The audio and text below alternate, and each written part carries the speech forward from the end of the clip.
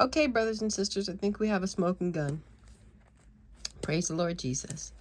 The next day, this is Mark 11. We'll start at 12. The next day, they were leaving Bethany, and Jesus was hungry. Seeing in the distance a fig tree, keep in mind that Jesus was hungry. Okay? Seeing in the distance a fig tree. All right? A fig tree in leaf. He went to find out if it had any fruit. And when he reached it, he found nothing but leaves, because it was not the season for figs. The fact that it was not the season for figs doesn't make Jesus any less hungry. Okay?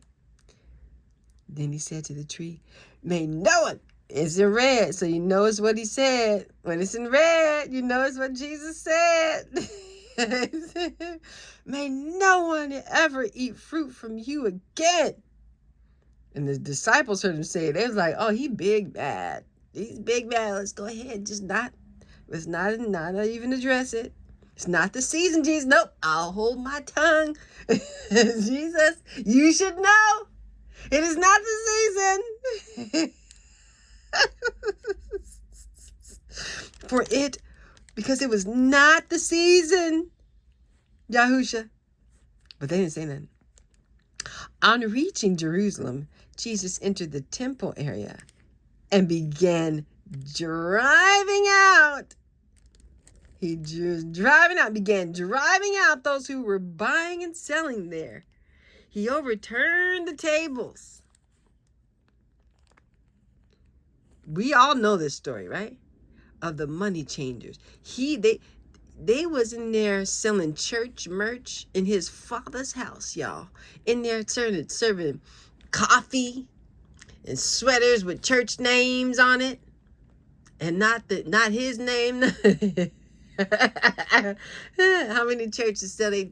Okay, and he overturned the tables of the money changers and the benches of those selling doves, and would not allow anyone to carry merchandise through the temple courts. And as he taught them, he said, "It is not written." And this is read. And if it's read, it's what he said. "It is not written, my house would be called a house of prayer for all." Is it not written? Is it not written? "My house will be called a house of prayer for all nations. But you have made it a den of robbers." And when he told them to their face, he said, "You are robbers."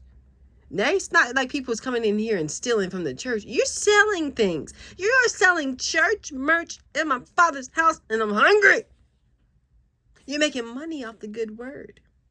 Is it not? The people want to come in here. My house will be called a house of prayer for all nations.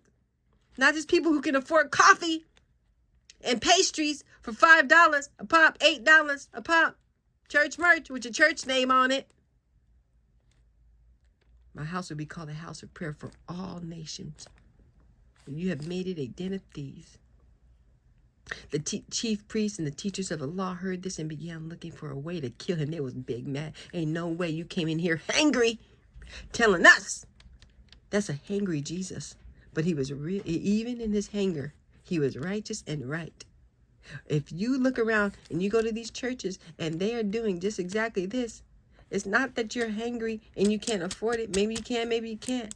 But it's true. Everybody, the church is seeming like a club that you can't come inside unless you're dressed a certain way. Unless you can stand in that line and buy that coffee or that church merch. But people who need Jesus, the hungry, the sick, the destitute, the one who maybe had a night where they were selling their body that night before, or who have a hangover and they just aren't dressed properly, it's for them. If your church seems like an inside club that nobody can get into unless they look a certain way, dress a certain way, act a certain way, got a certain amount of money, then that is not a church. That is a den of thieves. In Jesus Christ's mighty name.